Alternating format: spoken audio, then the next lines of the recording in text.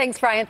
In his latest book, best-selling author and radio talk show host and friend of ours, Dennis Prager, argues that belief in God is based as much on reason as it is faith. So how does this message resonate in an increasingly secular society? Here to discuss is the author of The Rational Bible, Exodus, Dennis Prager. Good morning to you. Well, it's a delight to be with you. And this, I have to say, on a personal level, is a highlight. It's my 8th book, but this is my passion. Why? That's the question. Why? The radical secularization of the West is a catastrophe. This is the first generation in human history raised godless. It has never happened. Pagans had gods. Everybody had gods. We are in the midst of one of the great intellectual and moral gambles of history, that society can continue without any transcendent belief. So I have been teaching the Bible as a believing Jew. I am a Jew. Most people think if you write on the Bible, you're a Christian, completely understandably. As many Christians have taken my courses as Jews have, but I just want people to know, and I believe that this is the greatest book ever written. So did Abraham Lincoln, so did people who never went the Bible. And I am here to explain why it transforms your life for the better using reason only. Why do you say that this generation is being raised godlessly? I don't know that that's as accurate around people I know as God is not that important to them as he used to be. Well, it's first of all, the number of people who say none to religion. Now, it is possible, it's true, to be in no religion and still believe in God.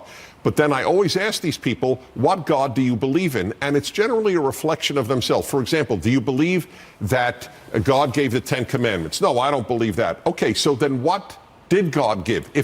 Here's a good question. If there's no revelation of God's will, what's the difference if you believe in God or not if you don't know what he wants from you? I mean, so the difference between atheism and a God whose will I cannot know is minimal. And that's why I start with the 10 Commandments. And in the introduction to my book, The Rational Bible, I note how important it was to me. I had a difficult time with my parents, which is hardly new in humanity, right? By the way, every family in Genesis is dysfunctional. It should make people with dysfunctional families feel a little better. This is one of the points that I make in the Genesis book. This is Exodus. Anyway, I honored my parents. I respected my parents every day that I had problems with them for the years that I did. I called them every single week. And the reason, there was one.